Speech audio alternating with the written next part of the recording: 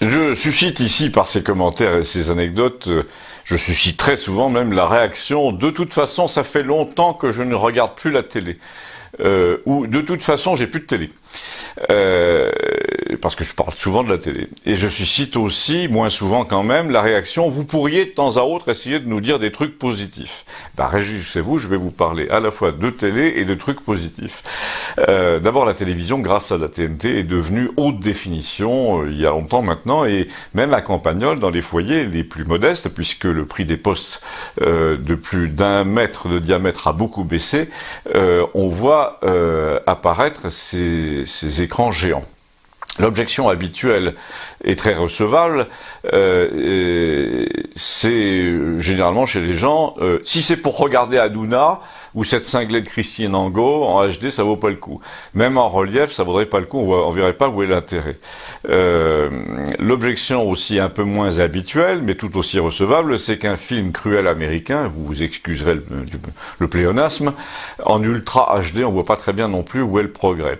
Et en effet, on est impressionné par la coïncidence souvent entre tout ce qui choque, tout ce qui est barbare et la qualité de l'image qui augmente chaque année.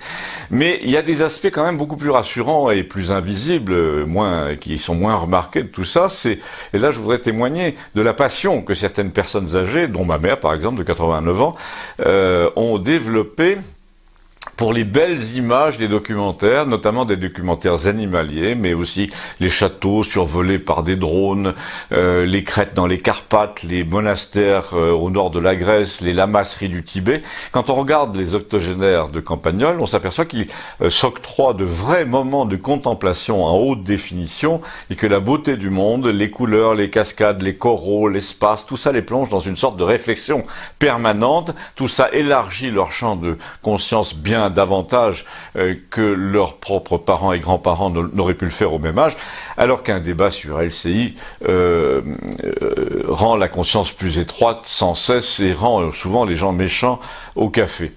Or, on peut observer une chose, c'est que pour avoir accès à tout ce qui est beau, calme, rassurant, culturel au sens noble à la télévision, eh bien les vieux doivent payer désormais toujours davantage, dans la plupart des cas, des chaînes qui étaient autrefois dans l'offre gratuite. Elles sont devenues payantes et le rapport entre ce qui est noble et ignoble sur la bande TNT se dégrade sans cesse au détriment des choses nobles. C'est simple, nous avons de plus en plus de chaînes de pure propagande gouvernementale qui n'hésitent pas à commencer une phrase ou deux sur deux par « on peut quand même saluer la prévoyance du Premier ministre » ou bien Emmanuel Macron a fait preuve de pédagogie, etc. Le tout entrecoupé de publicité en anglais pour des voitures à 30 000 €. Et le tout aussi présenté par des filles de 30 ans et de toutes les couleurs. Mais le documentaire sur les cigognes ou sur les grands barrages ou sur la Provence romaine, eh bien, il n'occupe plus que 10% de l'espace gratuit sur la TNT. Eh bien, pour une fois, non seulement on peut être quand même optimiste sur la nature humaine quand on voit que les vieux adorent regarder la vie des animaux et pas Hanouna, mais on peut proposer des mesures. Par exemple, il faut plus consentir désormais à la diminution de cette vision contemplative du monde et pratiquement inclure dans le service public de force une chaîne ou deux qui la met en veilleuse et qui nous montre ce qui est beau, paisible, ce qui fait réfléchir et ce qui fait rêver. Voilà, c'était le sujet du jour. Je vous remercie. Abonnez-vous.